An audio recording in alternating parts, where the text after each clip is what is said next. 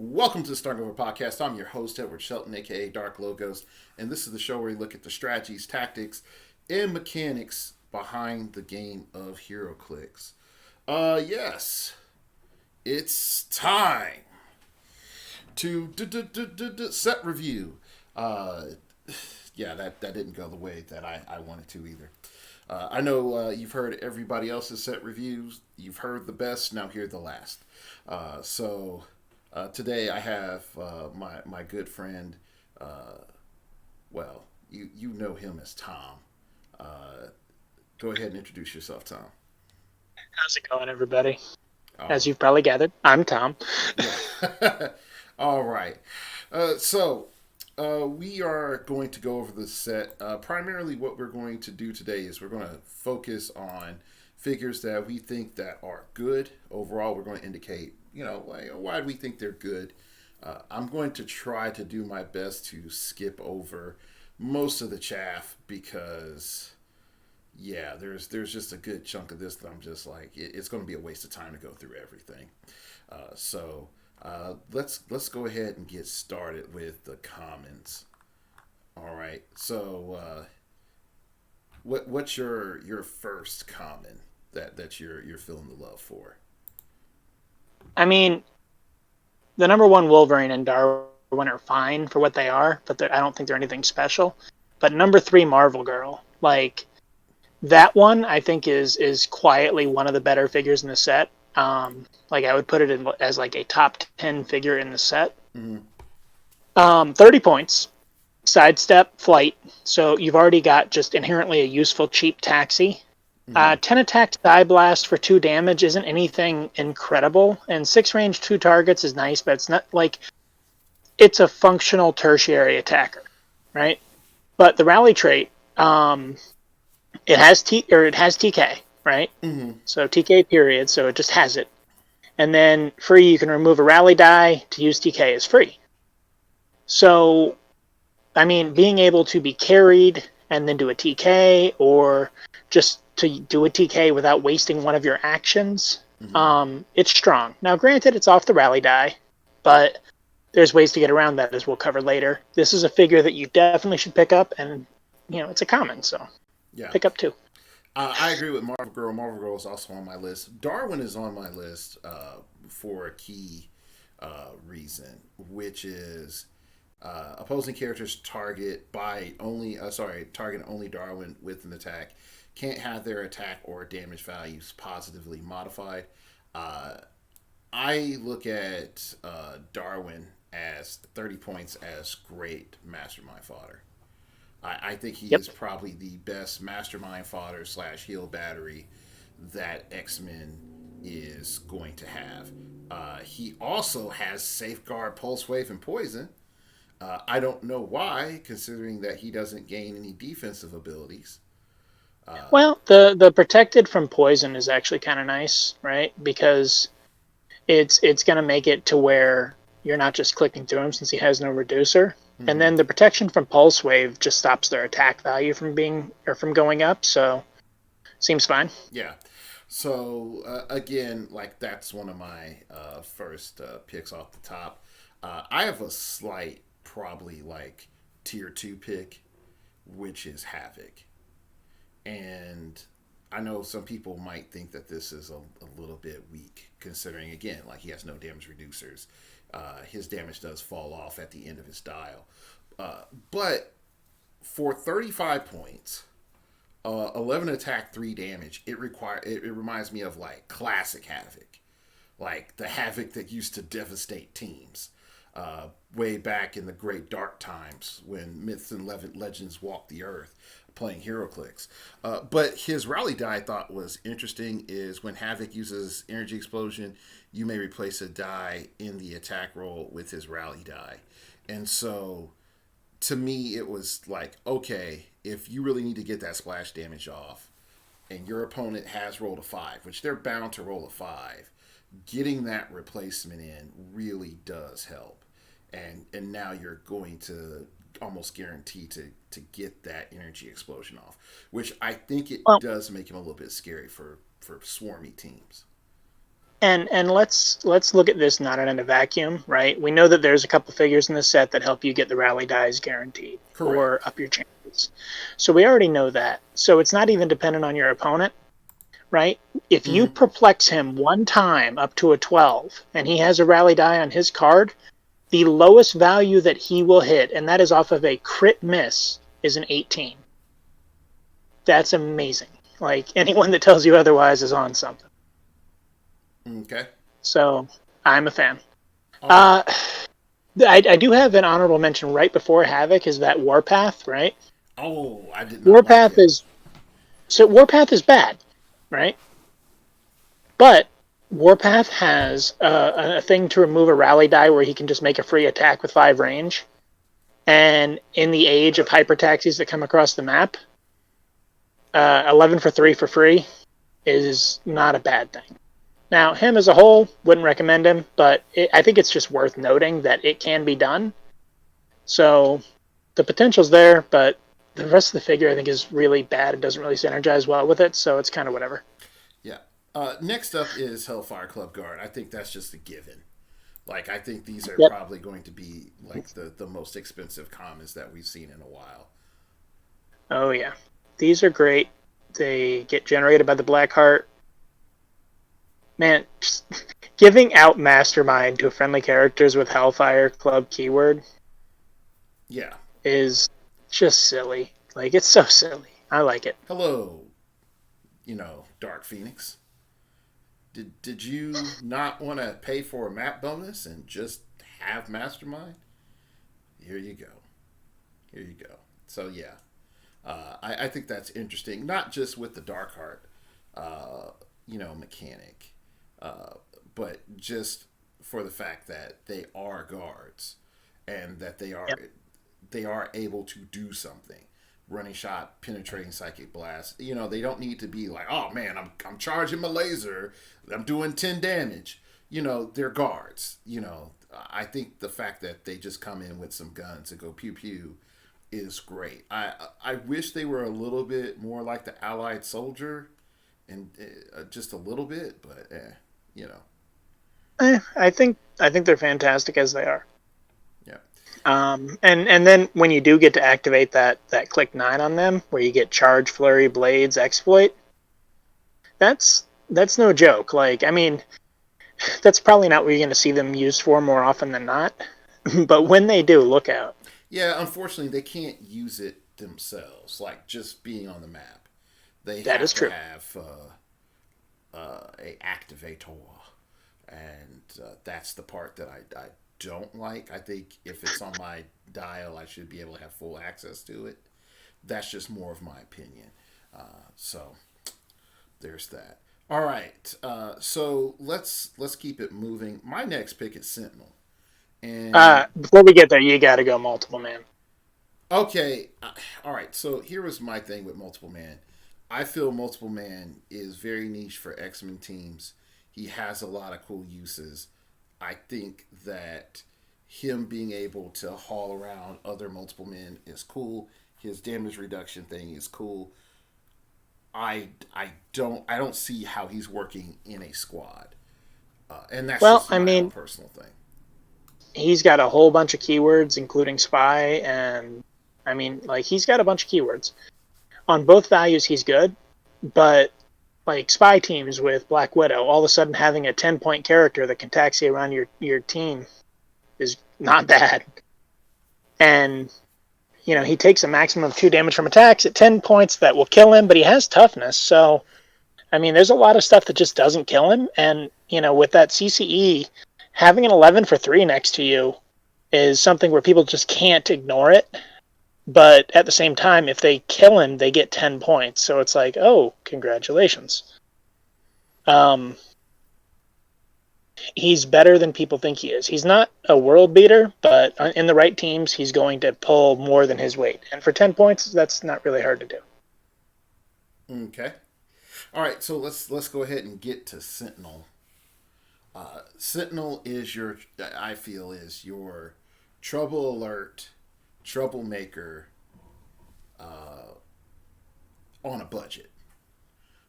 That's how I look at it. He's there. He's ready to reload just in case he dies. He unfortunately spawns in your starting area.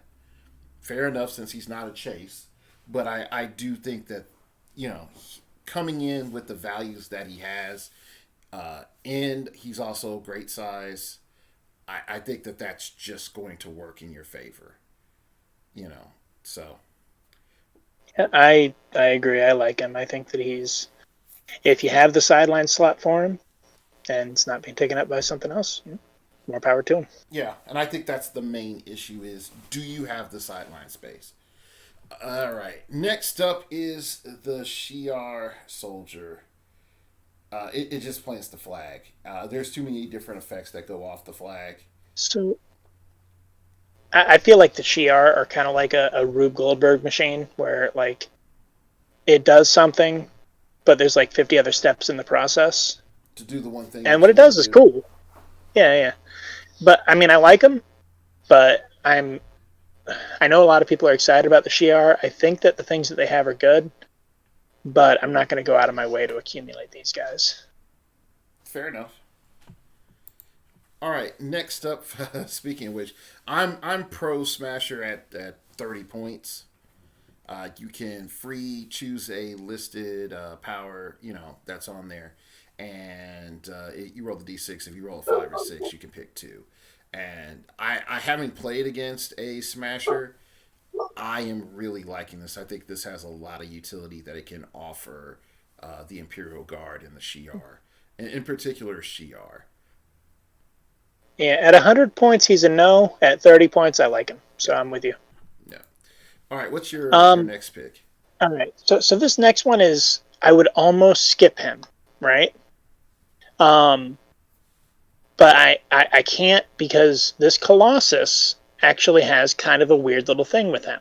Okay? Yep, Colossus on my list. He is the cheapest Colossus that is single base. Okay? And that is important because if you want to do the fastball special with Wolverine, right now your options are some incredibly bloated Colossus figures from Regenesis and the deep cuts, or you could do the 75 pointer that's only okay from X-Men Dark Phoenix, or you can do the 25 point one click multi-base figure, but he's a little hard to get around.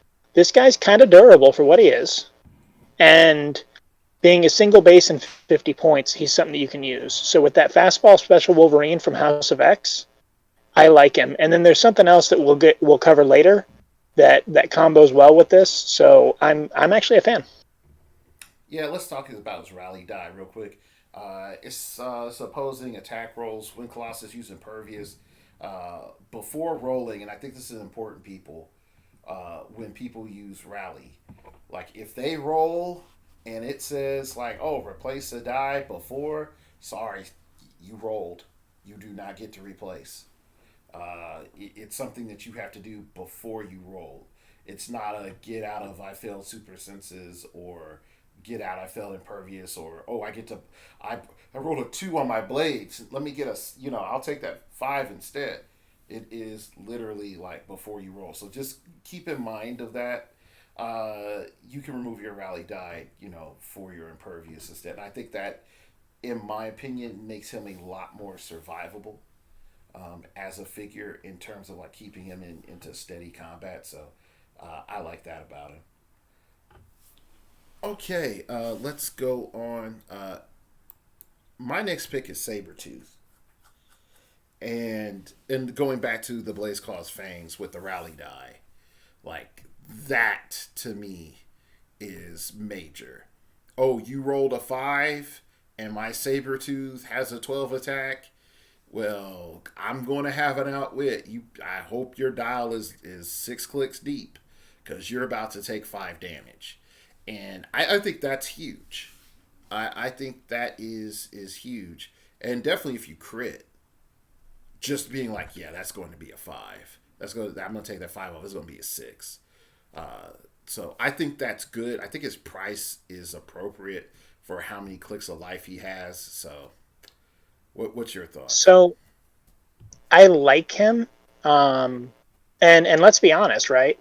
Charge, 12 attack, blades, exploit, and then you guarantee a 5. That is definitely strong. And for 60 points, I think he's a good package. The one thing I do see with him that gives me a little bit of cause for pause is he doesn't. I shouldn't say that. Most of the things that are really popular in the meta right now really aren't that deep. So he'll one-shot pretty much anything he hits, but I think a lot of times it's going to be overkill. But I think when it comes up big, it will come up very big. So I like him. Okay. All right. Next up, I think we've hit in the uncommons now.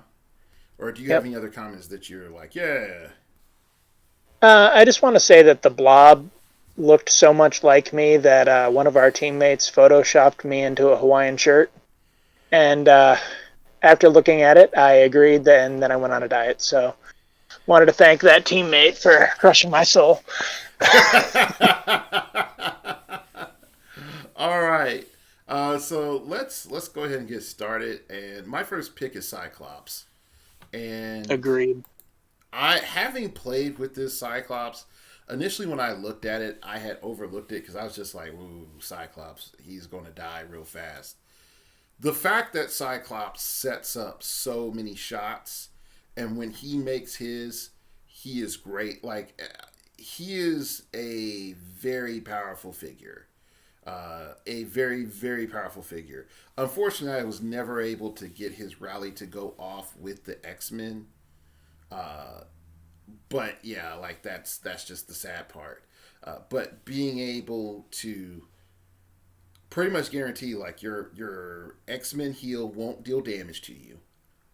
You're going to heal that one click, and that's guaranteed. And there's another character I put on my list that makes her combination with Cyclops really strong. He has decent range and decent damage and is penetrating. And if you have multiple ranged attackers, which in the current state of the game is not uncommon anymore, it's not as like heavy as it was previously, he is your first, shot taker. He is the lead, the charge guy. You go out, he running shots, he takes that shot to try to get your opponent off a top click, and then you follow up with that secondary attacker onto that same target right adjacent to Cyclops so that you can get that enhancement off. And then potentially get the leadership off at the beginning of your turn. So it's a lot of cool stuff with Cyclops. I think he has to be a figure that everyone gets their hands on. I agree. I think, like, personally, I don't even know that I'll ever actually try to bother with his rally die. Odds are, if I'm using X-Men heal, I'm probably not. I'm using actions that can be used to attack. So I don't find myself in situations where I want to X heal a lot. But 45 points, running shot, 7 range, which is well above average. Like 5 to 6 is usually what we're seeing now, so a 7's big. 11 attack, side blast, 3 damage, and real talk, leadership is pretty much mandatory on every team. And enhancement and empower are now seeing more uptick because you can't perplex damage anymore. So yes, I definitely like that figure. Yeah. All right. What's your next? What's your favorite uncommon or next uncommon? The next one on the list that I kind of liked was Arclight. I was on the fence on her. So I played her in Sealed, right? And there is something to be said about hitting somebody, right, with just a regular attack, following up with a free quake, and then having that quake guaranteed to hit. Because you can remove a rally die and make that attack, like the lowest at that point you could possibly hit would be a 17. So knowing that if you stick your first one, your follow-up attack sticks, I think is good. In truth, she probably doesn't make the cut on most teams. But again, there is something to be said about, or even just doing a regular charge and quake and knowing that you're going to get to pop something. Also, the fact that she can do it after a close destroy action means that you can run or charge up, pop a wall, and then quake the guys on the other side of it. She's not going to be on every team. Her keywords are not particularly great, so those will always hold her back. But what she does is just niche enough that she might get a little love one day. That's fair enough. My next figure on the list is Maureen Mctaggart, and I know you like Long Shot, so I was going to let you cover Long Shot. Oh, okay, yeah. I'll take long shot real quick. Yeah. All right. We've already covered the whole rally replacement, Mm-hmm. right? And so you give him a rally die. He's a triple target. He has end cap, which is whatever. He has prob. He's got a weird prob too, where he can, if you're attacking him, he can prob you back regardless of range and line of fire, and it can't be outwitted, and it works on pulse wave. So all of that's kind of cool. Mm-hmm. But for me, 50 points, triple target, just makes an attack. And then where it gets annoying is his rolls of double fives are critical hits. So if you roll a 5 on either of those attacks, on your attack roll, and then you have a rally die, congratulations, you just made it a crit hit. They're not sensing out of it. You're dealing extra damage to everybody. Like, it's kind of silly. So the odds of him doing that exponentially go up. So I like him. I faced him twice in sealed. He is very tough to deal with. And 18 ESD, I mean, he's a 20 from range. So Yeah, and not bad for 50 points. I think there's also a little nuance there that's important. So again, he can crit hit. So let's just say you target 3 targets. You up his damage to, let's just say, a 6. All right. You up it to 6. You're doing 2 damage to each initially. You roll a 5. You remove it from the rally die. You're doing 3 damage to each target due to them all being crit hit. Mm-hmm. So in terms of people like underestimating like how like mediocre that sounds, it can be very, very devastating to have a situation where it's just like, hey, oh, you were going to take 4, now you're taking 5 instead, just because of the way things are set up. And yeah, so I definitely would tell people to look at that a little bit closely and look at your options. And if you see Long Shot on the other side of the board, just be a bit more mindful about its capabilities. All right, next up for me is Dr. Maureen Mctaggart. And Dr. Maureen Mctaggart is big for me because she's able to remove the rally die and heal an adjacent character 2 clicks. And a lot of people might say, like, that is a little weak. But when you combine that with the fact that she has X-Men heal, she can use it with X-Men. She can still X-Men heal, get down to the end of her dial, roll regen, and try to do it all again. I think that's really important. Now, I know, again, some folks might say, like, hey, you're sort of grinding her out for nothing. I think that's not the case when you're powering up. But she also has this other ability, which is bonkers. Muir Island Research Lab power. Give an adjacent friendly character with the X-Men keyword a rally die. You just flat give them a rally die. And there are several X-Men so far that were just like, ooh, that's not bad.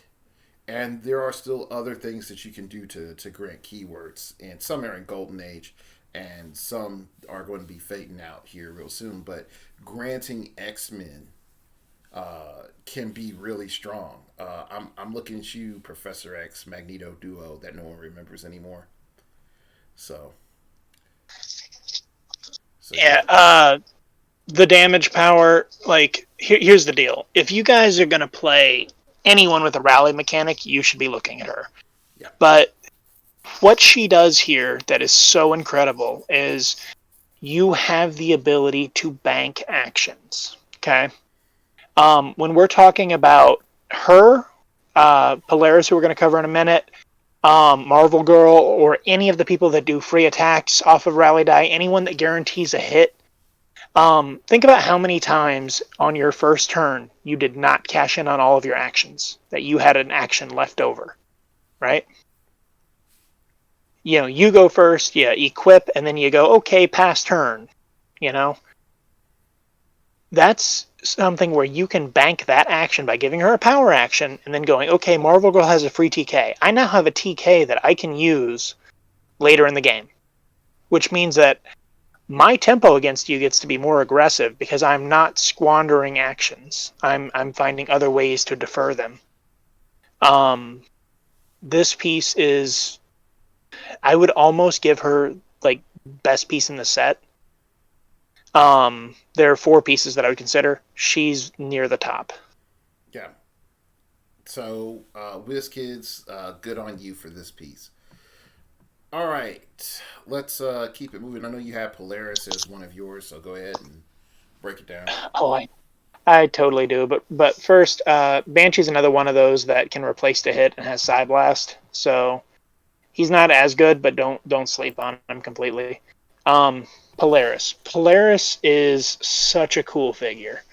And Polaris goes back to that Cyclops, or not Cyclops, Colossus combo we talked about.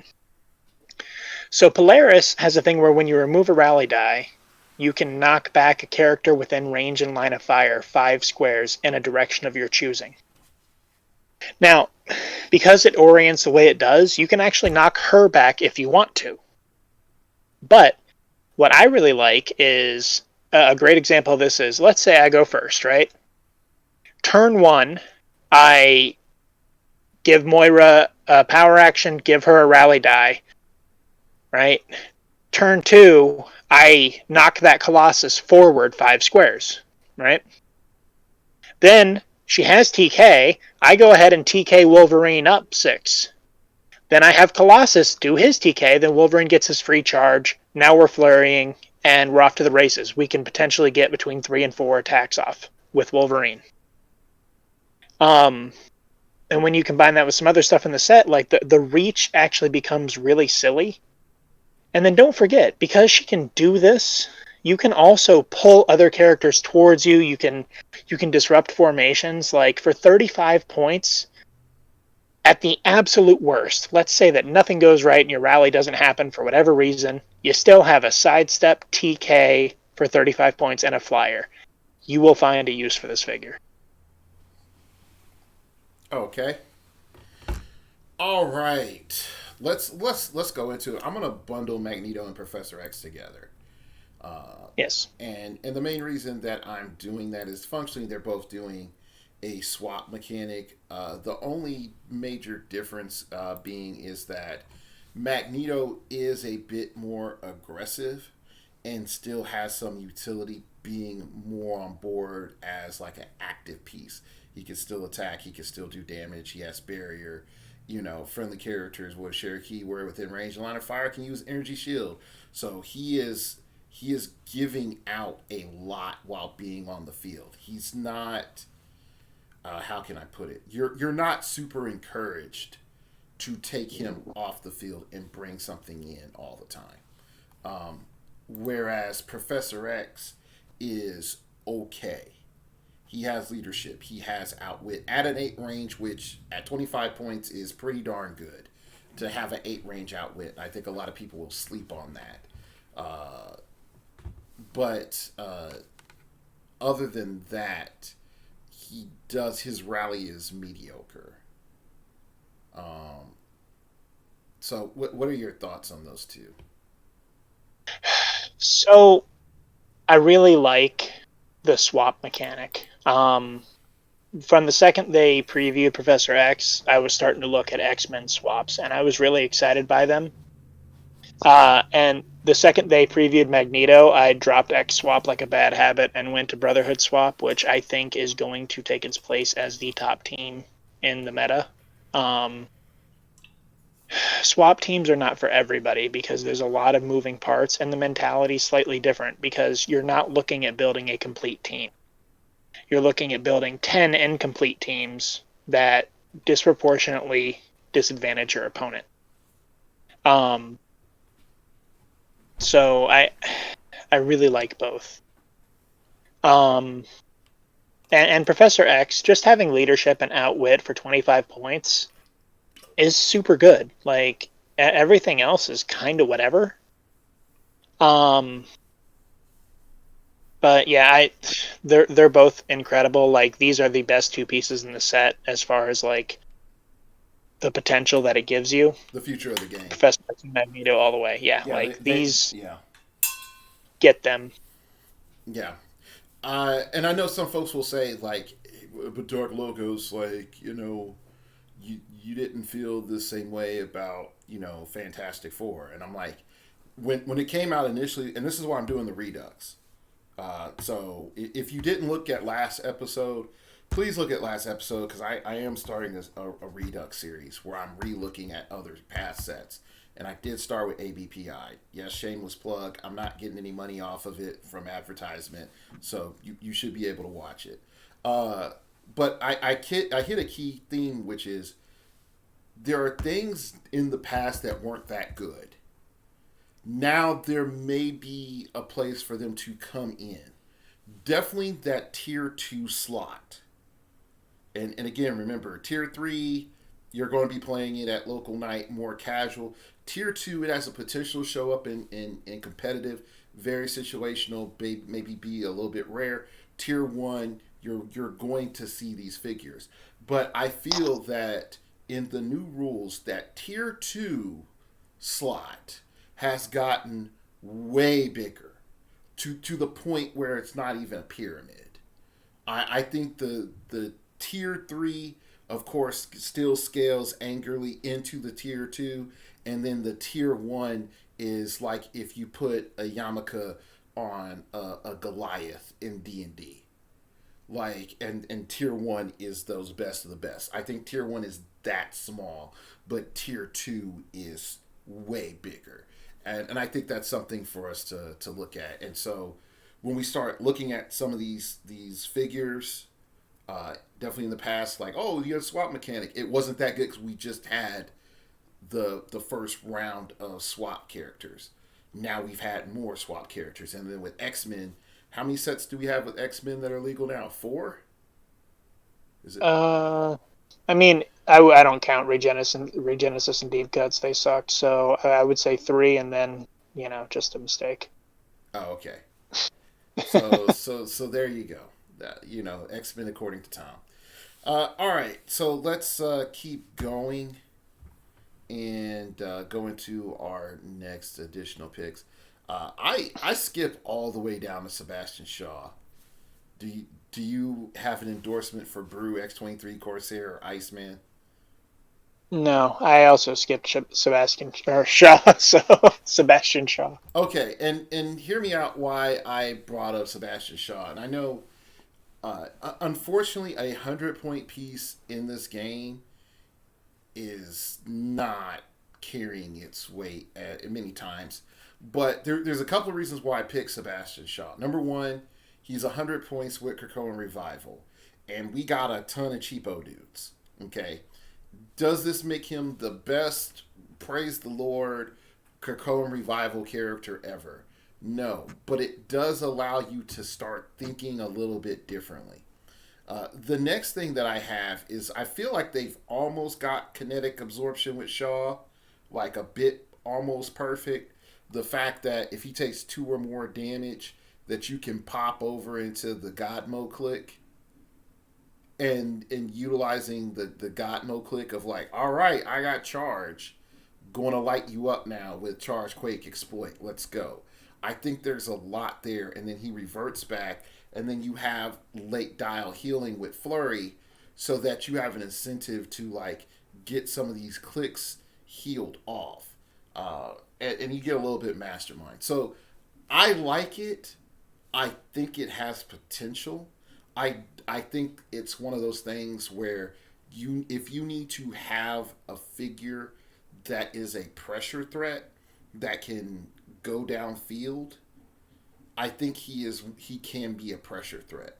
But other than that, I'm not looking at him being, the end all be all or even the best figure for your X-Men or Hellfire. I think he's something that's really nice to have as something on your sideline to bring in. And there is something to be said that he is enough points to bring back Old Man Phoenix. There's also something to be said for the combination of Krakoan Revival with Mastermind. He's not a terrible figure. He just, I don't know, he doesn't excite me. No, that's understandable. All right, let's keep going. What's your? So I have Landra on my list. yeah, I feel like you have to cover her. If you're gonna run Shiar, even if you're doing it out of an X-Men swap where you're using Professor X, like she's not bad, and the synergy that she does have with Professor X, where she ups their leadership rolls by +1 if they're next to each other. Mm-hmm. She's making the soldiers. There's good there. And Prob is always nice. Other than that, I find her unremarkable. Yeah. So that is my personal thing that I find quite interesting, which is as a utility piece. If she was 2 years ago, she would be broken. Right now, I think she is okay. And the main reason I say I think she is okay is she can be offensive. She can generate in support. She can mastermind into said support, right? And even more so, she boosts her ability to generate more guys. So that in and of itself, that I have a 50-50 chance of generating characters due to my leadership. I think that is something that is very important to keep in mind. And if you have, and it doesn't stop any other modification effects. So, and also, and this is a little added note for larger games because we know larger games are broken. She's not unique, and her modifier for leadership is not unique. So you could stack two of them, and for your Professor X, and for her, and pretty much on a 3 through 6, you all their leaderships are going to Um, be successful. it wouldn't help her additionally. They would both help him, but it wouldn't stack to her. Why not? Well, because it says when adjacent to a character named Professor X, both characters increase their leadership rolls by 1. Okay, sorry. So Yeah, yeah. Never mind. yeah, having two It of wouldn't be them, her. like, Yeah, but the Professor X would. Yeah, I apologize on. Yeah. So again, go through, look at your Professor X's with leadership, and see who's good, who's great, who's bad. But yeah, I think that may be something to look at. All right. What's your pick? so again, like the Shi'ar don't super excite me, but you got to at least give a nod to the Kid Gladiator. If you can figure out a way to get those hits off, he can very rapidly become 14 for 6. Like he gets very silly if he can get those confidence tokens stacked. And where I really I'm glad that they didn't mess up and leave it there. If you had him in Silver Age and Penguin was allowed, like it would be so easy to stack those tokens on him, and all of a sudden he becomes, a running shot, 14 for 6. Oh yeah, Good luck. at So 9 range. exactly. Yeah, yeah. That's a pretty Um, huge swing that he could do. yeah, but if something comes out where you can get the hits off, this figure can very quickly become stupid. Mm-hmm. Um, so yeah, props for potential. I'm going to say this, and this is where it gets real interesting for me. In Golden Age, there are enough figures that can friendly mind control. There are more than Mm-hmm. enough figures that can friendly mind control, and so getting him pumped up is not a problem. Uh, who was it? He was from the Deadpool set. He looked like a freaking rooster. Uh, Um, Black Talon or Black something like Talon, that. I know who yeah. you're talking about. Black Talon could friendly mind control, and Yep. yeah. So that I'm just sort of giving that. I'm putting that out there, just for somebody to be like, I want to go and mess with my Yeah. locals. So there Yeah. there is that. And again, like if they're letting you play that penguin, man, like you don't even have to try at that point. It's just easy. Yeah. All right. Um, What's your next pick? so Starjammers aren't particularly good, but if you play them, you got to grab Hetzapa because she just stops you from killing something once per game. But, Yeah. Uh, Blink is surprisingly decent. Blink is a lot better than I think people think. Yeah.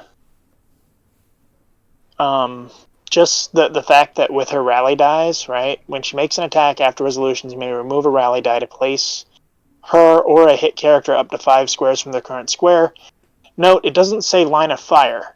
It's just 5 square placement. So, I mean, she can phase Passenger 3, so she's useful in that regard. She has a running shot, 5 range, 11 for 3.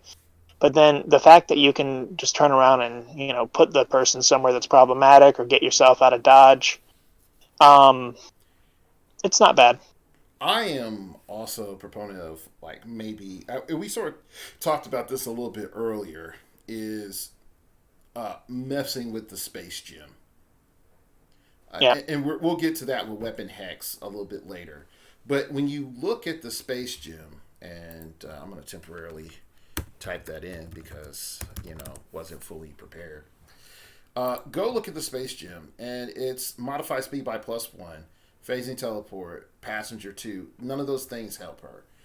When this character hits, if the attack roll was 10 or higher, which there's enough stuff to manipulate that, after resolutions, you may place a hit character up to 8 squares away from their current square.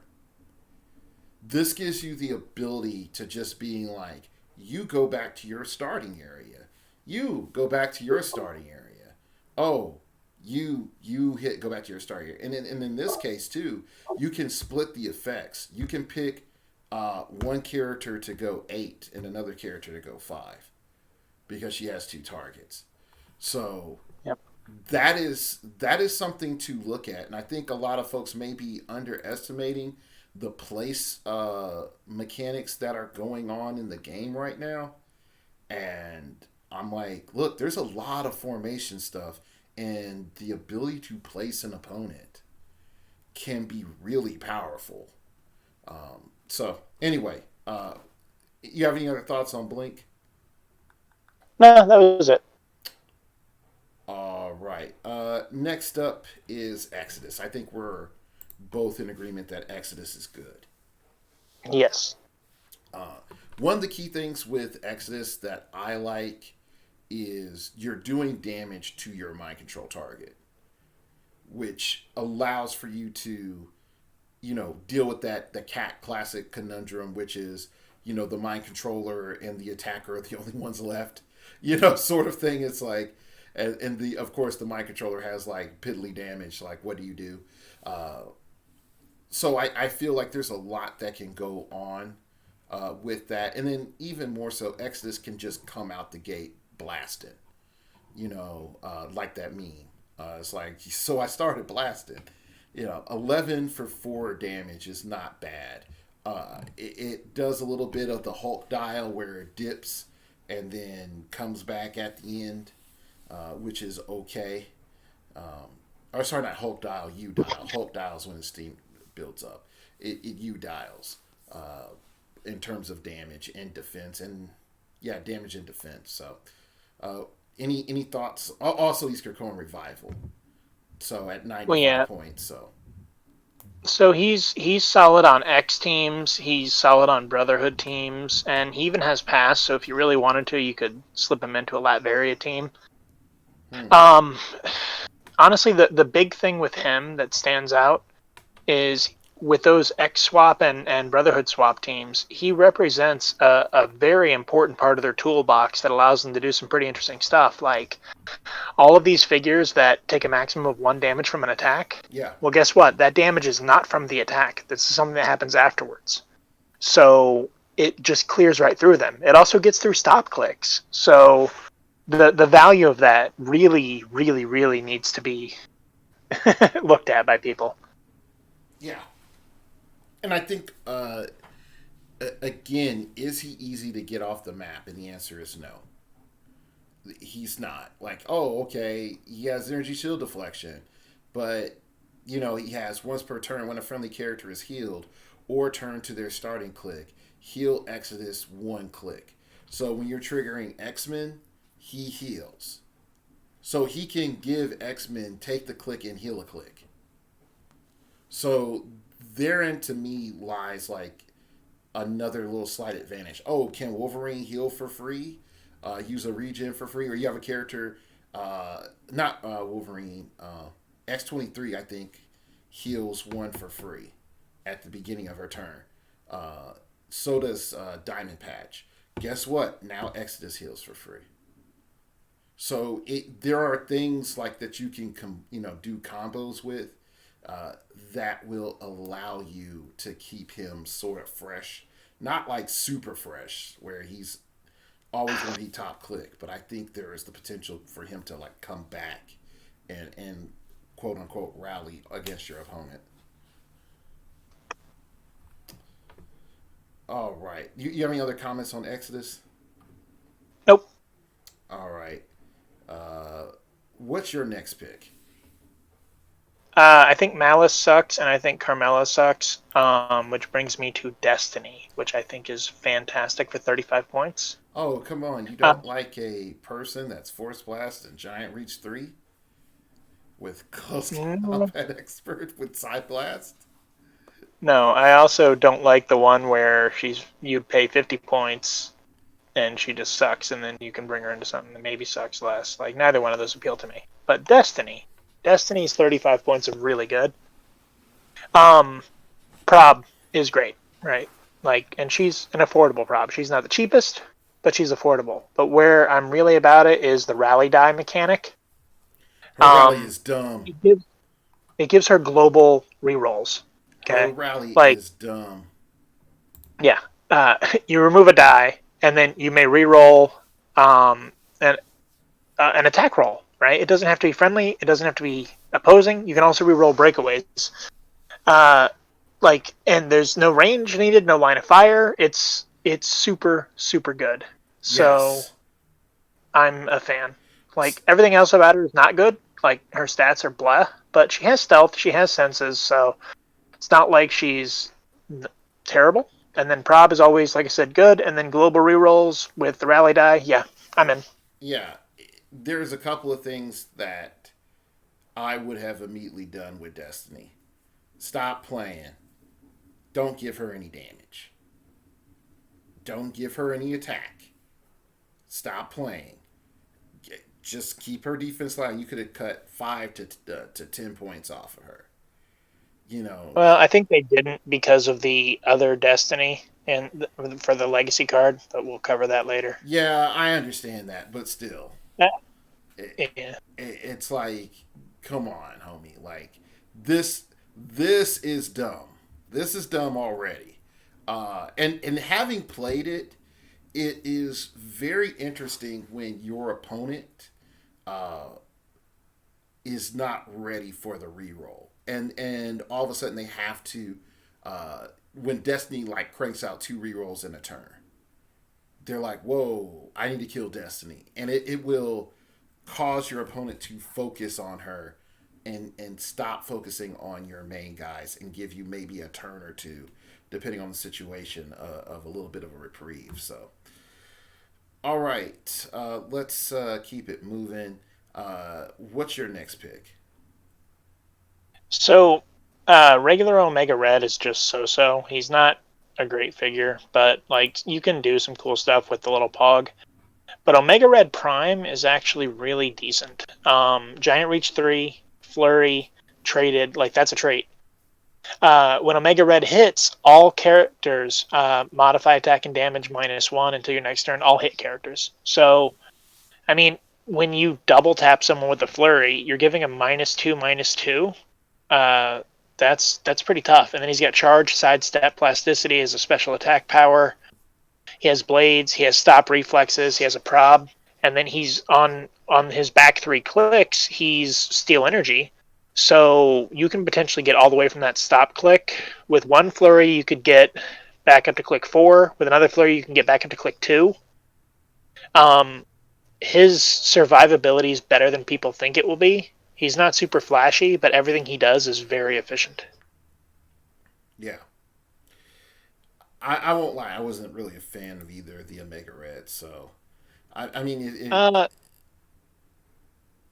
The regular one's not that great. The Prime is definitely better than people think it is, but his biggest problem is he's battling with Bishop for a slot, and Retaliator Storm. Like the stuff that he's up against is pretty stiff, but he's decent. yeah, I even will argue Retaliator Storm is like out of the game.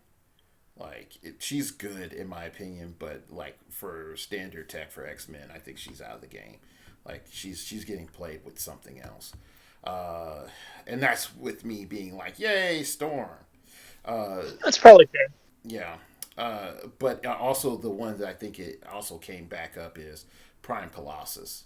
Like Prime Colossus in the game of Build the Wall, Molecule Man. He's not bad. Definitely for X-Men teams to be thinking about. So, all right. Now this next one on the list, Mr. Sinister. Yes, I was going to say we're going to talk about Sinister. Right. I was like, please don't skip him. Oh yeah, Sinister is all sorts of goodness. I think Low Point Sinister is the best. At 40 points, he just does so much. I like him. So you have my own clone bodyguard. During force construction, you may choose a character on your starting force that is less than or equal points to Mr. Sinister's point value to be Mr. Sinister's clone this game. The clone gains all of Mr. Sinister's keywords, which is not bad because he has Hellions, Horsemen, Marauders, and Weapon X, which allows for you to adopt in a character to all of those keywords for Theme Team. Like that is very, very, very big. And I want to point out again, like he is 85 points at his higher end and 40 points at his lower end to bring any character you want in as his bodyguard. So I think Mr. Sinister, in terms of keyword whoring out, is stupid powerful for his keywords. You just need to find a way of giving him X-Men, and I think he just goes to the next level. Then, all right. Go. Keep going, but when you're done, I'll tell you exactly how I'm playing this figure. Okay. Mr. Sinister's dealing a game that don't allow for wild cards. This is also dumb. Whenever an opposing character uses team player ability, after resolutions, deal that character 1 penetrating damage. I'm going to say this. I feel like this was a specific shot at like the Flashes. Because the Flashes were copying Wonder Woman TA for stupid super senses roles. But just to say, like, Spider-Man, you're on notice. There's a few others. There's like, look, you're on notice. Legion, like, you're on notice. You're copying TAs. Sinister's on the board. You're taking damage. That is good. And so you're not swapping, like classically between like, I'm Batman, now I'm Superman, type of thing. Master Manipulator, leadership, mastermind, outwit. Yikes. When Mr. Sinister uses leadership or mastermind, the clone is considered to be adjacent if it's within 4 squares of Mr. Sinister. That's a lot of awesome. That's a whole lot of awesome. Okay, go ahead. What was your point? All right, so here's how I'm playing this figure, right? You saw the amount of time that I put into Widows, and one of the big problems with Widows is they have to be on a theme team, or you have to have so many of them in order to take advantage of all their cool abilities on the Shifting Widow, or the Bike Widow that does the kidnapping, or any of that stuff, right? This is kind of a game changer here, right? I can go and have Steve Rogers give him Avengers. And then I can go and bring in a Dark Phoenix or something else that's cool that I want right? Fulcrum Abominus, like whatever. It's going to be an Avenger 2 now. But then he's 40 points. So there's an object that we all looked at and was like, when the heck am I going to use that? And that was the Isotope E, I believe, the one that came with the super rare High Evo. Well, if I put that on my force for 15, I can then proceed to swap him out for the Danger Room Sinister at the beginning of the game. So at that point, I've cheated 2 figures onto the team and then brought in the hard to kill Danger Room Sinister when I need him, or I can screw up your team player. Like, the versatility that gives that team is really cool. Yeah. Yeah, and he is not unique. And I think that is another sort of factor of, build a bear sort of situation where you could flesh in a, a very high amount of figures into multiple different types of theme teams. It's like, oh, I have somebody that has like adopt a friend. Guess what? I'm gonna bring in, several other figures based off of the silliness. It's going to go down. So I do like this. The potential to break it, I feel, is larger at 85, but your ability to sort of do other stuff, I feel, is a lot less. Like, you're putting more pressure on Sinister to perform, whereas at lower points it's just like, so now this theme team now has a Retaliator. Great, we're good to go. Like, that's how I see it. Makes sense.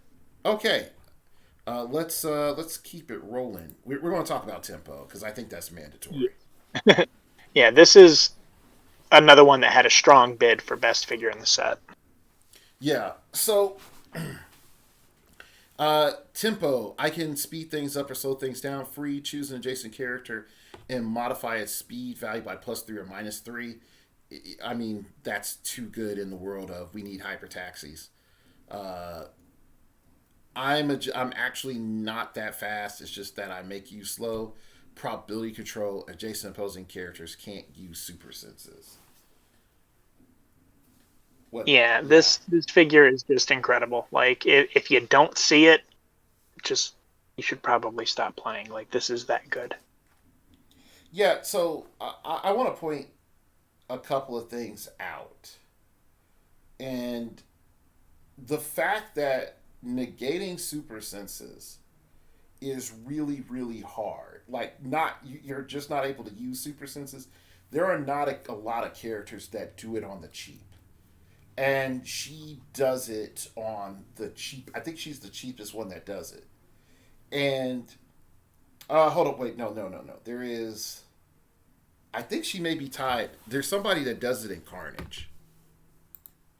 There's a Gwen Stacy, and I think she's 35 points. There's her and the Flash, I think, or Flash Thompson. One of them does super senses. One of them does shape change. It's Gwen Stacy. She's 25 points. Okay, and it's within 4 squares, and then tempo has to be adjacent. Okay, so she's not the cheapest at what she does, but she is pretty cheap. Okay. I mean, but here's the thing, right? But she has way more utility. If you didn't have that, and you just had prob and free give a character +3 speed for 35 points, yeah, he's worth it. And that is like just the cherry on top. Like, it's great, but you don't even need it. Like, it's that extra thing. Yeah, and it can be outwitted, and I'll say that as well. But she's not throwing down a lot of damage. She is there to annoy your opponent and draw fire from your core figures. That's it. So I gotta say, like, she's definitely a must buy, like a must have. So let's keep moving. I'm going to probably go out on the edge here. I'm going to go out on the edge, and I'm going to say Shadow King is a figure that we should look at seriously. I know that is that might shock a lot of people that I said Shadow King, considering the last time I said Shadow King was meta. It was the previous Shadow King I got yelled at. But if we look at this Shadow King, I think there's a lot that he has to offer that we can really learn from and utilize. First off, he has improved targeting, ignores hindering. Then he has all that remains shadow. Mind control. When Shadow King uses it in hits, after resolutions, heal him one click and give each hit character a servant token. And I will be its king. Toughness, Mastermind is a special power, but may choose a non-attacking opposing character with a servant token within range to become, as just within range, not even range in line of fire, to become the target. If you do, after resolutions, remove that character's servant token. Now, the only thing that I would request that they add on our Rata, which they may not have already had, which is no. It wouldn't be a target because it's Mastermind. Never mind. So yeah, the fact that I can just sort of telegank a Mastermind to your opponent, I think it allows for people to really question how they're going to deal with Shadow King. Now, I also wish it had protected outwit. That's my only other caveat. But other than that, I think he is solid as like a side distraction. Do you disagree or agree with me? I've played against him, and he's frustrating if you don't really have a team that can deal with him. There is definitely something to be said for a Mastermind that they can't just multi-target out of. Like, a lot of times it's like, oh, I'm just going to target everyone you can Mastermind to, and you're just going to take it. It does force them to outwit. The problem is that without any sort of protected, it's probably not the right time for him, but I could definitely see him being one of those figures that pops up from time to time and just annoys the crap out of people. Yeah, I don't think he's the guy that's going to last to the end of the show. Like, he's in the Suicide Squad. He's probably going to die, not in the opening scene. He's not going to die like Boomerang. But he's going to die like Weasel. Well, no, not Weasel. What was his name? Rick Flag. He's probably going to die. He's going to go through a couple missions, and then he's going to...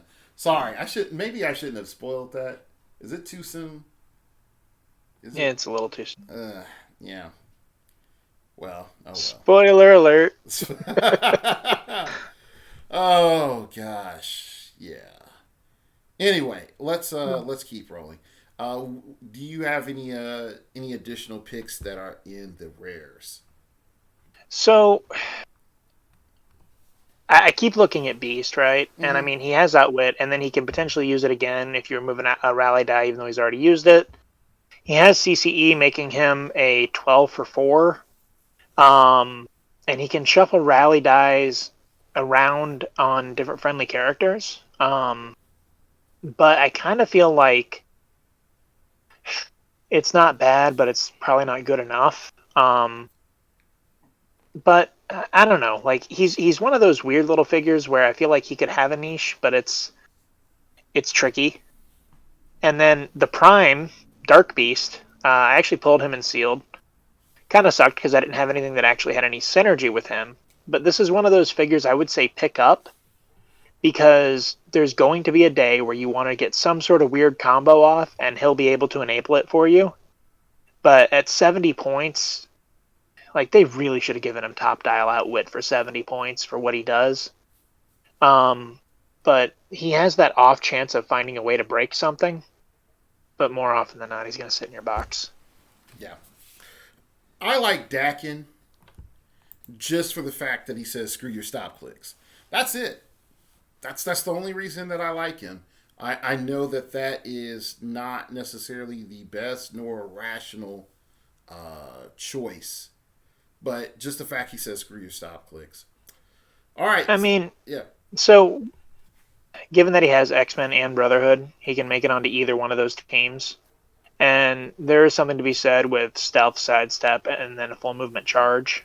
Like, he can reach out and touch something. So, while I'm not super high on him, I understand why a lot of people actually really like him, and I could see him finding, especially on the swap builds, finding a niche. Yeah. Yeah. All right. Let's go back and let's go forward and look at Emperor Vulcan. I mean, not Emperor Vulcan. It's a super rares. So I said Emperor Vulcan. I was like, yeah, that was a mistake. Yeah, I was like, we can skip that one. I pulled him. He was good for sealed. I don't think. I don't think I'm going to continue to play him. I don't think he's my style. I'll just leave it at that. Uh, I will say this, like when I start going through the super rares, I am not really motivated.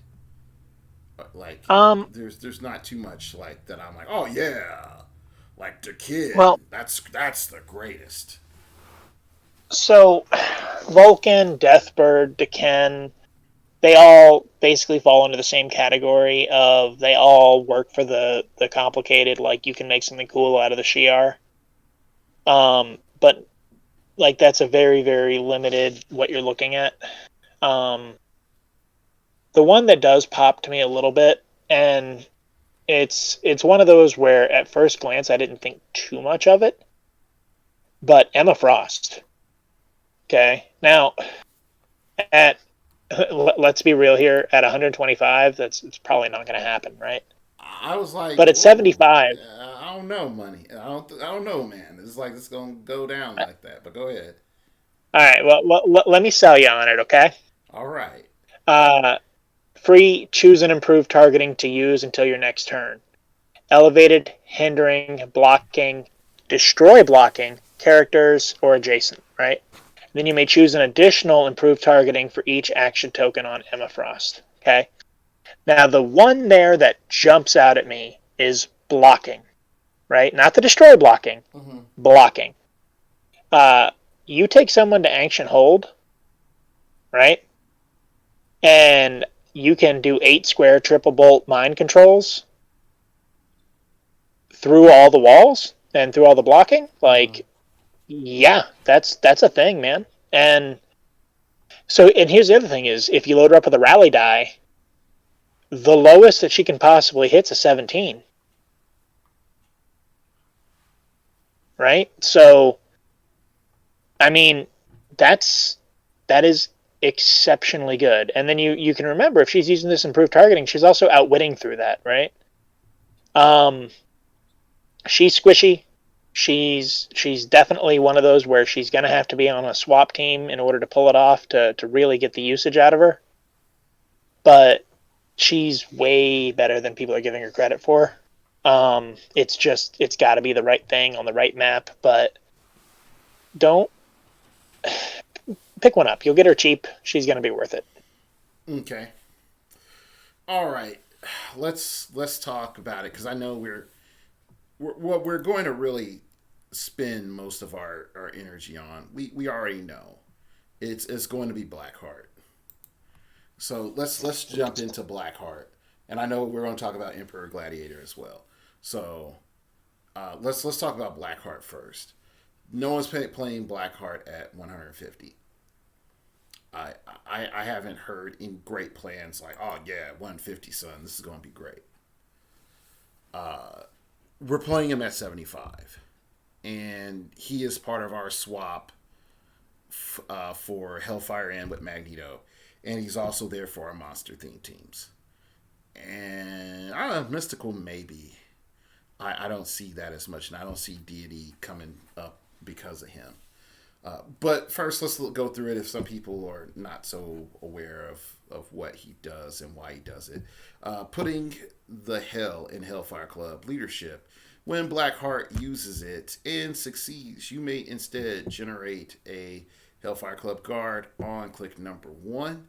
Power, turn all friendly Hellfire Club guards from the set to click 9. I wish there were more characters that could do that instead of just him. Because from a tempo perspective, being able to have multiple characters take that power action so you could keep processing the advantage of the Hellfire Club guards would be great.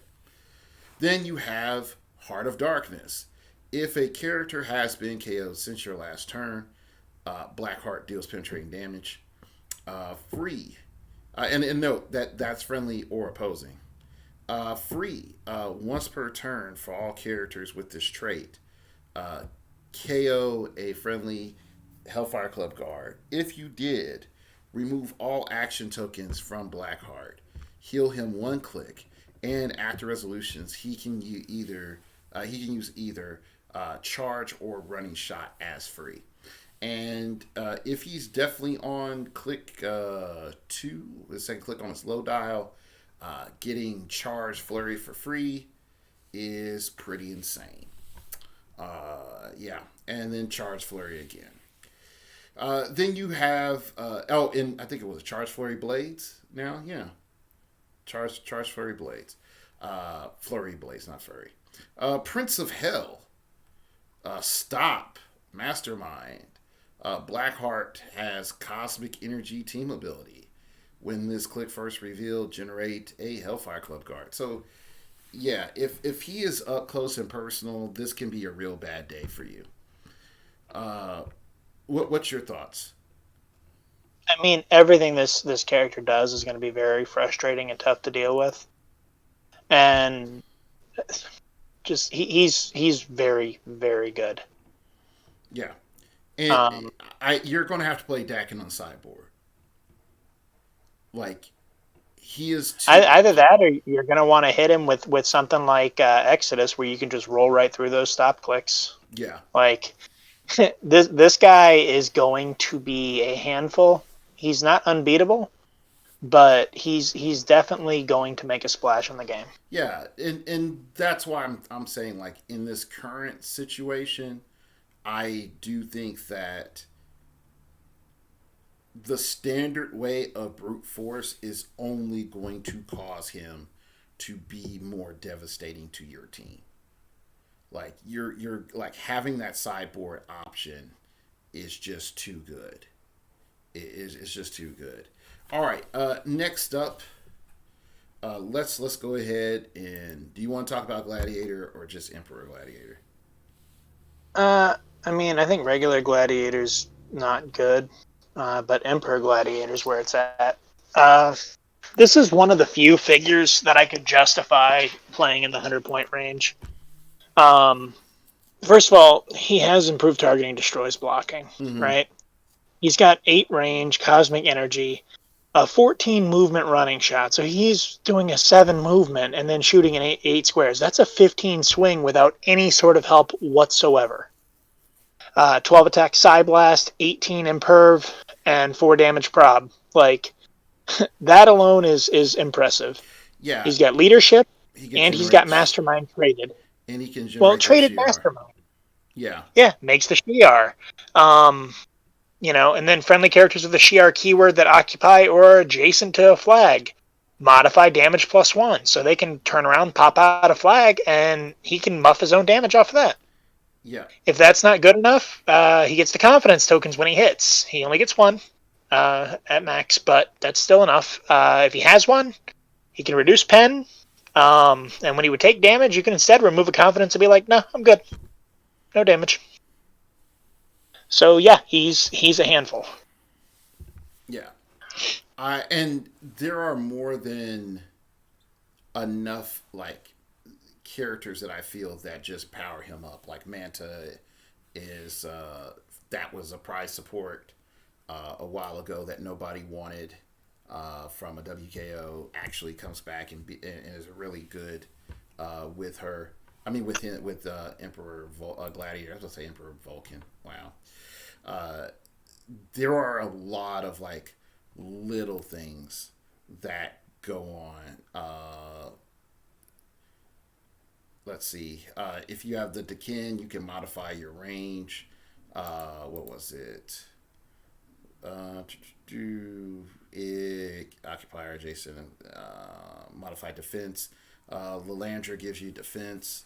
Like, there is just a lot of good stuff that you could do. Yeah, there's a lot of moving parts to the Shiar team but it really does have the potential to be quite strong. And also, when you factor in that Professor X can do that with the X swap, Yeah. those teams have a lot going for them. So don't sleep on them. If you pull him, congratulations. Yeah. He's going to be expensive. So Yeah, I do believe he is going to be expensive. But I think he is definitely one of those figures that's like, ouch, like you have to fight him. That's going to be. You either have to kill him quickly or suffer through him. I don't think there's an in between. And I think there's too many ways that if you are playing Emperor Gladiator, you're prepared to bring him like fully back up. So let's talk briefly, just briefly, about Mystique and the silliness that is Mystique. She's Krakoan Revival at 105, which I don't know why in particular you would select 105 unless you're just like, hey, I want to bring back Sebastian Shaw. You know, I mean, maybe you want to bring back Tyler not at 100. I mean, I guess that could be it too. And then you have let me slip into something more comfortable. Stealth. Mystique modifies defense by +1 for each action token on adjacent opposing characters. So you're supposed to be a little bit more aggressively placed with her. Impervious, super senses, willpower, protected outwit up top. So I think if you get her, yay. She is not a powerhouse, and she is a very glorified tie-up piece for your Krakoan Revival. But I do think it's worth noting that she's not. Well, I already made her sound horrible. She is viable, especially if you're trying to bring something back from Krakoan Revival. So, I mean, it's one of those where if you have a very specific thing that you're bringing back, great. Otherwise, I really don't think she sees any play. yeah. I pulled her. She'll sit in a tackle box. Yeah. Let's talk about Mimic because I think he brings the fun. Mimic and Mimic Prime, and I know we said like, look, most of the super rares aren't doing that hot, which is true. They're really not. But yeah, I think I think that it's pretty cool. So let's talk about Mimic because I think he's going to add the flexibility, the fun, and I can't think of another F word. The foolery. There we go, foolery. Back into the game just a little bit. So first and foremost, he has a rally die, which is remove Mimic's rally die to choose a displayed standard power. A character within range and line of fire Mimic can use the chosen power until your next turn. So I think that's pretty nice. I think the setup is a little rough. At the beginning of the game, give a mimicry token to a character on your sideline with a point cost less than or equal to Mimic with the X-Men or Brotherhood keywords. That's a lot of restrictions. Now here's where I have like a question about this, and I'm sure they'll eventually get around to answering it, right? But the timing of this is interesting because this is not one of those where on force construction add. This is at the beginning of the game give, right? So it's a character that's already there, but it may not necessarily like every other sideline reference has always been it's there for this one job and that's all it can do. But the way that it's worded kind of suggests that like you could have him as part of an X-Men swap and he could come in and then copy powers off of somebody else on it. I don't know with his current power set if that's worth it, just because it's like, well, you might just be better off having the actual character in. But it's interesting. Yeah. Because there also potentially is a character who's just like, oh, wow, I'd rather just copy this, set it up, and then get rid of the character with the swap. Yeah, but like I said, this one kind of needs a ruling because every other sideline effect has always been like, in order for you to get it, you're there for that and only that. But in this, the timing of it is different. So, like I said, it kind of feels like it might get around that, which would be interesting. Yeah. But I don't know if it ever pans out. Yeah. Then he goes into desperately picking up powers. Stop toughness. When this click first revealed, you may move the mimicry token to another character with the X-Men or Brotherhood of Mutants keyword on your sideline if able. So I think that in all honesty, like Mimic has a lot of potential. Him being your sort of 100-point tanker type character, I think he can be really good. When it comes down to equipment, I think this is where it's going to come down to. Him getting access to equipment so that you can free up your picks and maybe even your sideline so that he can be the threat that you want him to be. Giving him access to either like full dial invincible or impervious or even super senses. I think that could be a huge boon for him in which he's frustrating. Like in particular, if you got like what hypersonic speed, precision strike, super senses, like something like that. All those things could be good for him. You know, because yeah, like just somebody that's just stacked on their starting click. And like I said, that my question is because of the restrictions on it. I don't know if it's going to be good enough, right? Mm-hmm. Because it's a point cost less than or equal to him, and he's copying powers off of that one figure, and then he can kind of copy off of some other stuff as he goes with Rally Die. It's one of those where I often just see myself wondering, should I just be playing that other figure? Like, and this is one of those weird figures that you pick up and maybe one day it finds that weird little thing that it does. But I wouldn't go out of my way to get regular Mimic. Yeah, I think the key for this Mimic is finding a character with 3 or more powers that you find useful in your current situation, and then making sure they have X-Men or Brotherhood, and just taking that step and being like, yeah, here we go. So I think that's really important. All right, let's go look at Prime Mimic. All right. Now, this guy's much better. Okay, so I'm going to say it. I don't really see anybody playing 150-point Mimic. Again, that's just me. Let's start looking at some things. Opposing attack rolls. Free. This is Rally. Remove Mimic's Rally die and choose a displayed standard power a friendly character within range can use. Mimic can use the chosen power this game. Like, he could just stack powers. Because it doesn't say they go away. Well, and because it's this game, even if he gets pulse waved, they come back. Yeah. Because like this game, it gets around the interrupt on durations. So if they outwit them or if they pulse wave him, it doesn't matter. He still gets those powers back.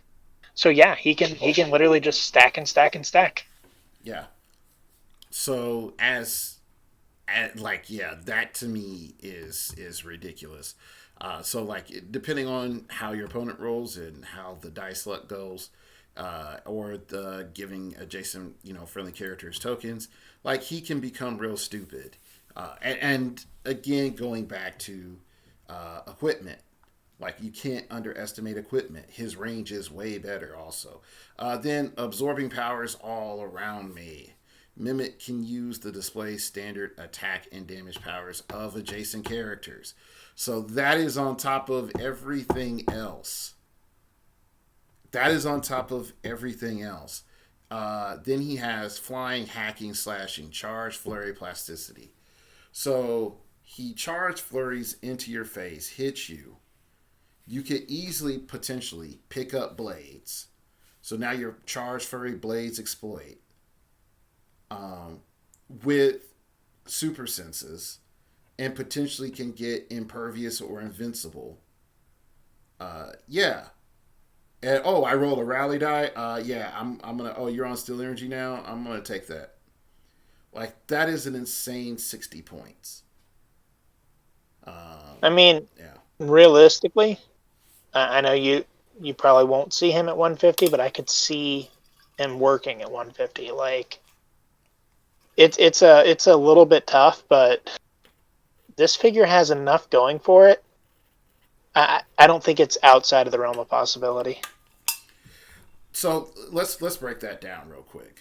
And the reason why I'm struggling to see him at 150 is as follows. If he started with a 19 or 20, I see him having a chance. If his first click was impervious super senses, I see him having a chance. So here's my pushback on that, right? We happen to have a 20-point character that can load those rally dice. We happen to have a whole bunch of little figures that he can copy stuff off of, like energy shield, or reflexes, or senses, or impervious. Like, you can hide behind barrier for a couple of turns and just make this thing insane. Like, at a certain point, even though he's not protected outwit, which is his big Yeah, this is fatal big flaw. flaw, Yeah. and I mean, granted, you could put Galactus on him, but I mean, at the end of the day, you can put so much crap on him, they're just not going to have enough outwits to dig through it all. So, like I said, just don't sleep on him. Um, he's he's got a shot at making it at the higher point value. It's not the greatest shot in the world, but I wouldn't put it past him. I mean, fair enough. All right. I'm pretty much Neon Apocalypse. How about you? So here's my favorite thing about this Apocalypse figure. If you remember in the last set, they turned out 3 Apocalypse figures. They turned out a Prime, which was decent. They turned out a Chase, which was pretty good, and they turned out a regular Super Rare that was okay, but it was not really competitive. And people were so stupid that they're still paying $90 for it. So I'm really looking forward to watching this thing's price be 50 to $100 and laughing as people spend it. By the way it's currently worded, he can also give opposing X-Men and Horsemen Steel Energy, not just friendlies. So, yeah, nothing makes me feel better than when an X-Men set drops and someone's running a figure that makes my stuff better too by accident. Yeah. So yeah, it's not definitely on the list. All right. Yeah, So all of you spend your money on that while I buy Blackheart. yeah. We'll see how that goes. Okay, so let's talk about the chases, and I know we're an hour and a half in, and normally I would have cut it once we got into the super rares, but we're on a pretty good flow, and I think we'll be able to wrap up here in the next like 15-20 minutes. So out of the chases, and we sort of talked before the show. We both agree like Diamond Patch is the man.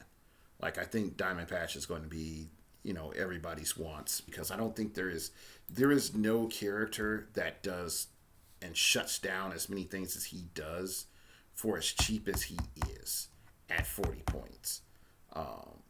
It just doesn't exist.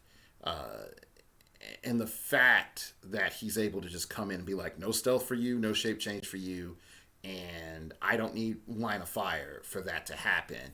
And oh yeah, all those keywords you don't have those right now because they came from they were granted from other people. I just think that's a lot, and that's a lot of value to have at 40 points, and then having played him as a fighter at full 80 points, I think he's worth it. He's a lot harder to take down. He's not protected outwit, but coming in and hitting with a 12 attack, and then like, oh, I hit you for blades. Now I mind control you. I think that's really good.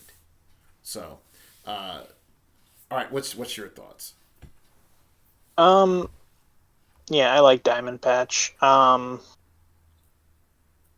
do think he's the best of the chases. I know a lot of people really like Weapon Hex. Weapon Hex does some cool stuff, but it's a little clunky. Mm-hmm. But it's got some ideally placed stop clicks. For me, aside from Diamond Patch, there were only two others that really jumped out at me. One was Speed Weasel, which I know a lot of people are poo-pooing because Speed Weasel is not as good as Flash, right? Like, you're paying 60 points, and it does a very similar thing to the Flash, but the Flash just does it cheaper. But the thing about Speed Weasel, right, it's 14 movement, with a keyword that we now have the ability to +3 its movement off a tempo, right? So it says charge. Once per turn, when Speed Weasel is given a close destroy action, after resolutions, she can use charge as free. For me, that's really big because that's a 10 square charge, and I can do a destroy action. So I could pop an object, or I could pop a wall, or I could just do the destroy action and do nothing, because I can still give the action at the end of the charge. At which case, I get to charge again. So with that +3, I'm covering 20 squares, right, with no help. Then it's 11 attack, Blades, Exploit, and it's got a trait when Speed Weasel uses Blades or Senses. After resolutions, you may place her up to X squares away from her current square, where X is equal to the D6 result. Also has Mystics and Defenders, which there's plenty of stuff to copy Defenders, so who knows what defenses you might be sharing, but there's some cool stuff to do here. This is one of those figures that I think X-Men swap teams should give a serious look at. In a vacuum, again, I think Flash is probably just better, but I think that's also an unfair comparison because they fit different builds. So when you look at the X-Men build, or even a mystical build, I could see this getting its place. Okay. So for me, like I said, I think again, Weapon Hex is good. Diamond Patch is good. If we look at Weapon Hex, we were talking about it a little bit earlier in the show. It's like Weapon Hex with Space Gem, I think is potentially like one of the most annoying things that you can do to a person. Because you can either send a character, 13 squares away, or send one character away 5 and another character away 8. I think that is just stupid considering how strong formations are right now, and she has her own built-in prob. So let's go over it real quick. Hex marks the spot. Power: choose an opposing character within 6 squares and line of fire. Give it a target spell token, removing any other characters regardless of source. Friendly characters with the mystical keyword can use improved targeting, blocking, elevated, hindering when targeting only the character with the target spell. Okay, that's pretty strong. Is it like ridiculous and the most insane thing ever? No, because you only have one target. But when we previously had this in the meta, was Bill Agent of AIM, and it was the highest point character. So I would argue that this is not even useful. Wow. Right? Alright, so hear me out, right? You have to be within 6 squares and line of fire to do this, right? Mm-hmm. If you notice, she doesn't have any improved targeting of her own. Correct. Right? So she's got to be able to see them. Mm-hmm. Can't do it through stealth. Has to be within 6. And it's a power action. Now, if it were a free action, that would be fine. But I'm spending an action to get there. And then I'm spending another action to power action do this. It just feels really clumsy. And then it's got a restriction where you have to have the mystical keyword to be able to use this improved targeting. So we've limited like the utility of this so much.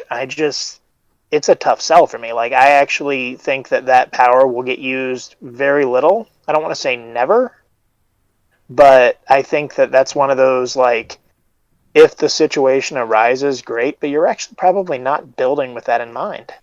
I would have to say you would need a free transport. You would need something that would get you in place as a that And does still not let you count as power action that turn. yeah. Yeah. Like it's a lot to set up. I don't think it sees a whole lot of use. And then it's not even her range. You have to be 6 squares. Like she's got 7 range. And like, you know what? You got to be within 6 to use it too, because Yeah, that's one I of don't those know. things I think it happened after. I think she had her initial range being 6, and I think the spell was designed. I mean, Hex Marks, the spot, was designed at 6, and then they upped her range later. Um, I think that's more than likely what And happened. Uh, again, I just like it's a tough one for me. I don't like it. it's either Um, that they feel that 6 is the standard strike range that they want to establish as the average strike range, and anything above 6 again, ranges, yeah. All right, then if yes, you made it free, it would be way better. Or if you made it to where you didn't have to have the mystical keyword, it would make it way better. But the combination of those two things is really hard to get over. So yeah, that's where that. But the other two powers she has are okay. yeah. Next up is Hexagon, which is Blaze Claw's Fangs. Weapon Hex uses it after resolutions, you may place a hit target up to X squares away from her current square, where X is the D6 result. And then there is Hex Magic Healing. Stop. Super senses at the end of your turn heal Weapon Hex 1 click. So I don't like that part because it's at the end of your turn, and the only time that you would get that off is if you hit a character and they were mystics. That's the only Um, time you're going to get that like well, no, conveniently. because it's on the stop clicks. So basically, anytime you hit her to a stop click, you need to double tap her. Otherwise, at the end of your turn, when it rolls around, you're just going to heal right off the stop click. So that part's good. Well, and I'm just saying is if you look at her stop click, she doesn't have any movement attack on it, and there Yeah, is but like my issue. but again, it's one of those things where because she had charge top dial, in theory, she should already be where she's supposed to be. So being able to flurry and then heal off of it at the end of the turn, and then they have to have the stop click again. I like it because it really puts your opponent in a situation where they have to aggressively go after a figure. Um, so they're putting a lot of energy into basically having one attack just be almost useless because it knocks them onto a 19 defense where they have super senses on a stop. Like that's already annoying, and then they need to tap her again. Otherwise, that attack was just wasted. Well, So, yeah, and I definitely see how that comes into play. Uh, so yeah, go in ahead. practice, I think that power is okay. Um, and her whole placement with the blades is kind of cool. And again, like we talked about, if you were to combine that somehow with a space gem, granted, like she doesn't have the ability to manipulate her hit, but you could do some really weird placement shenanigans with her. I think it's fine. But again, I would rather them take the hex marks the spot trait away and then make her like 50 or 60 points or whatever. I would have been more about it. Yeah. After some further thought, I think the better gem is Soul. I think Soul just makes her the most insane thing to deal with. Uh, I could see that. because having a +1 to defense means on her first stop click, she's a 20. And that in and of itself becomes very annoying to deal with. And then her last stop click, she's a 19. So I think like having the ability to just be like fueling your healing rage, and then also having steel energy at range, so that you're also able to like siphon in additional targets. I think it just fits her. And makes her like, I wouldn't say unkillable because that's not true. It makes her very annoying. And again, Dakin. Dakin is just going to be all over the place. All right. Any other chase that you want to talk about? Well, I actually kind of want to talk about most of them. Hellhound. I think what Hellhound does is kind of cheeky in that it's got steel energy with close or range, and when you hit it, you roll a d6 for the Mystics and deal half that damage, which is cool, but I don't like any strategy that is almost a third of my team requires you to beat me down in order for me to take advantage of it. Mm-hmm. But I think it was a cool idea. Death Streak is terrible.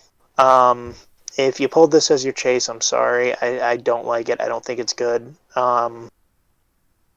Dupe Pool is one of those weird ones where I really want him to work slightly differently than he does.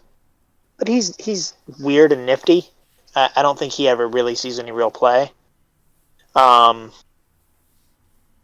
Firebelly Pen Poison is fine with Sidestep. Like, he's not a flashy piece, but everything he does is just okay. But Pen Poison's never terrible. Herbert Blackheart Windham. I really like this figure.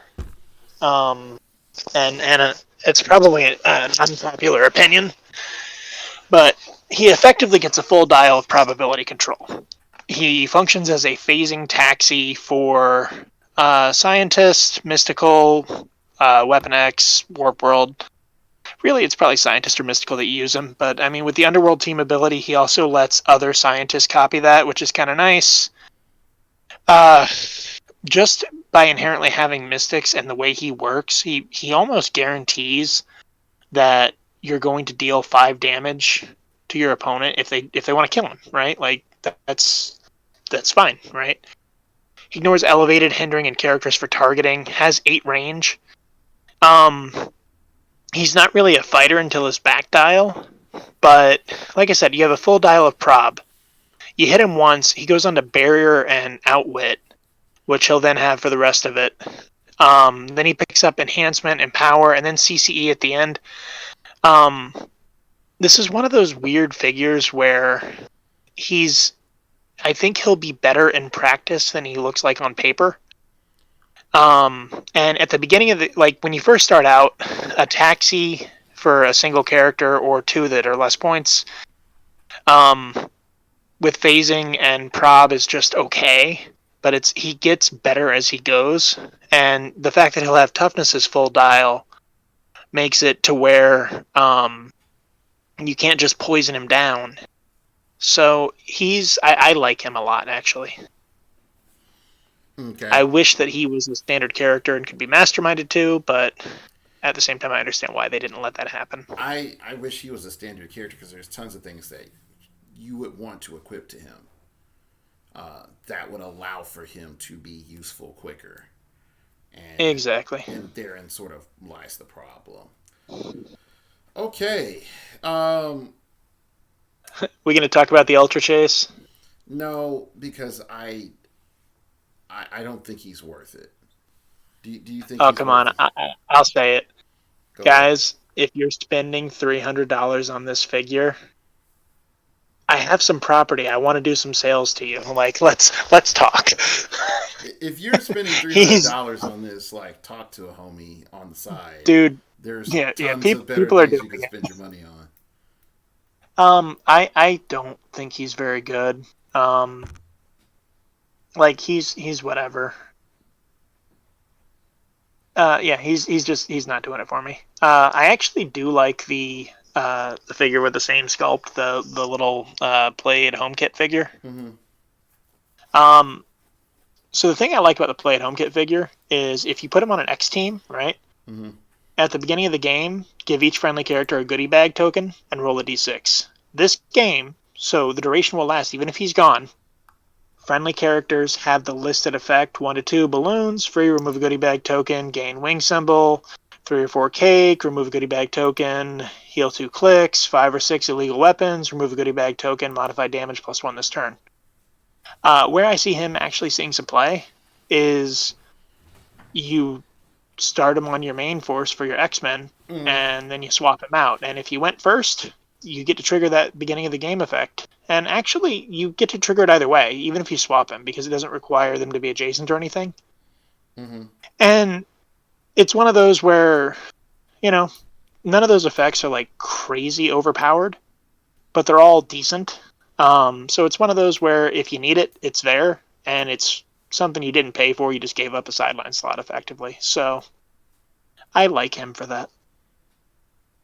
Yeah. I think illegal weapons is probably the better one for most. I mean, the heal 2 is kind of cool because there's a lot of stop click stuff floating around. Yeah. So just free heal 2, count me in. Yeah. As it comes to the legacy cards, like being honest about it, they didn't need to pick that Wolverine. They didn't need to pick Storm. Destiny, yeah, that is. Let's talk about Destiny real quick. Because again, people, I apologize. I didn't even think about factoring in the legacy cards, and we were close to ending. Like I said, in 20 minutes. This will be quick anyway. Yeah, so let's go ahead and talk about Destiny, and then we'll talk about Cyclops, and then we'll wrap it up. So, because I know Magneto he's all right. I'm not here. Sentinels looks okay. Sentinels are okay. I mean, but I'm not here to fight. When Destiny is targeted with an attack, she may replace her defense value with the printed defense value of an adjacent friendly character that shares a keyword with her. That's pretty good. Then range, with my trusty crossbow, make a range attack with a range of 4 and attack value of 9 instead of normal damage. Deal 1 penetrating damage. So what's your feel of this? 20-point prob is good. The end. Okay. I have to say they made the new Destiny good enough that unless I was squeezed for points, I would prefer the new Destiny. That's fair, but again, I mean, 20-point prob, even not on a Brotherhood team, like it. She is the cheapest standard character prob in the game. And she might even be just the cheapest prob in the game. I'm not sure. Rookie is. I think she is. Rookie? Not really, because you figure the commissioner that makes it's 25 points. So while he's better, I was just trying to be technical. I was being technical that he's free 99.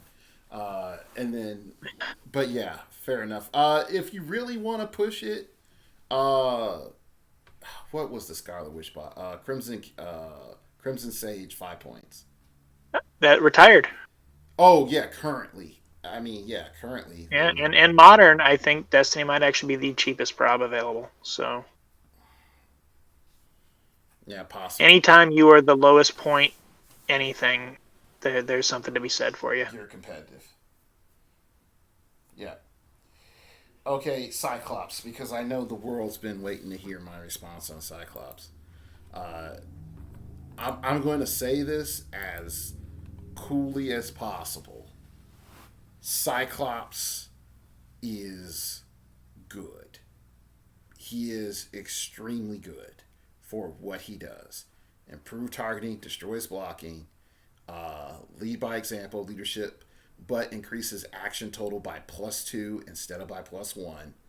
That in and of itself puts X-Men up in terms of being able to directly compete with Justice League in terms of actions without as much commitment.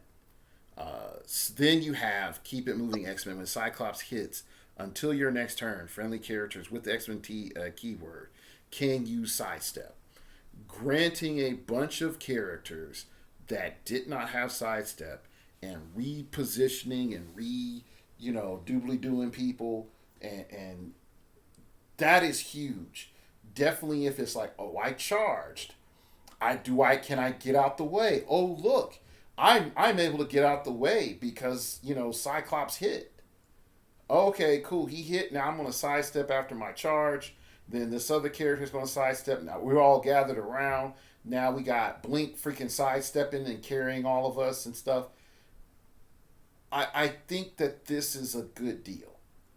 I think it is balanced. I think it is utility. I know everybody's like, but my leadership in my perplex.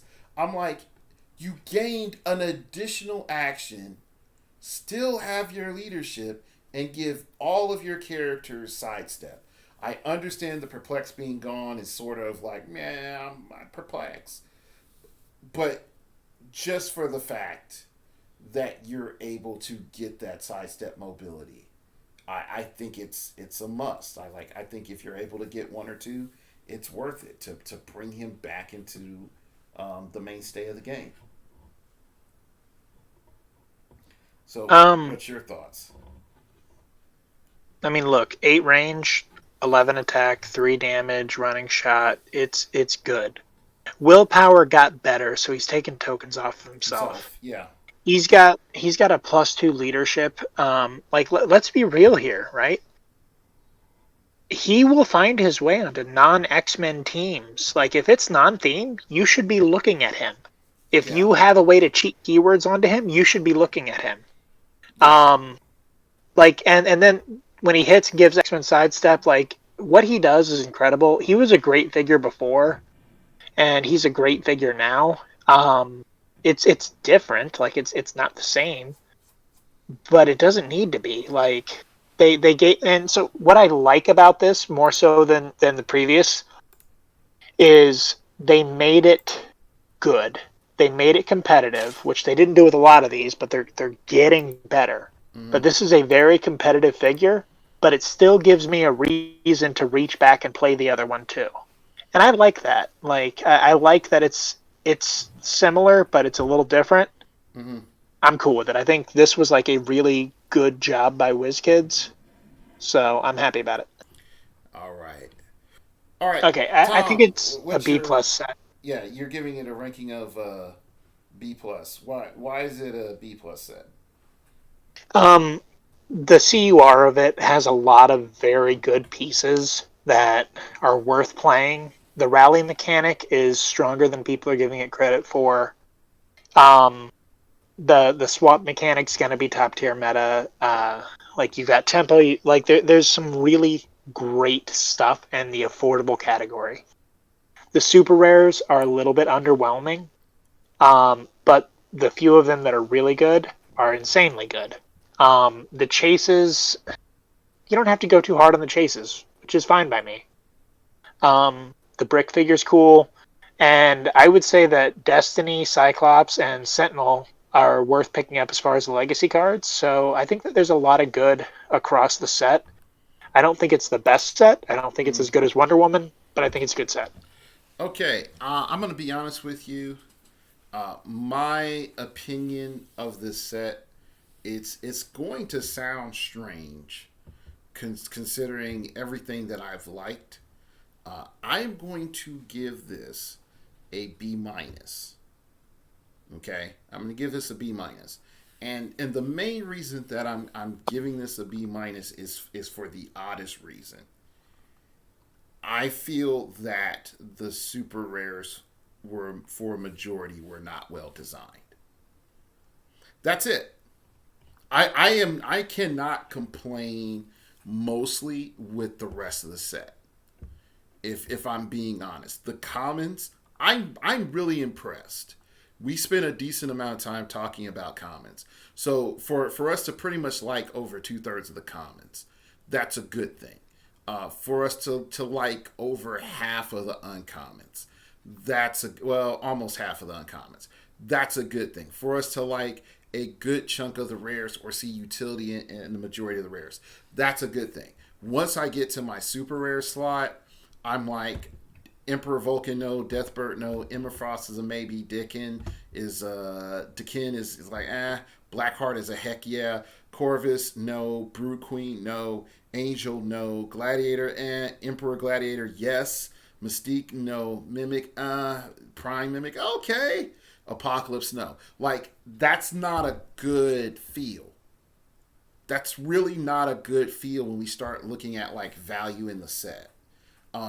My only like why this didn't get like a solid B or even drop down into the C's is for the pure fact that you listen to me, whiz kids, and when I said super rares and higher rarities should go and reference and utilize lower rarity figures to gain their power.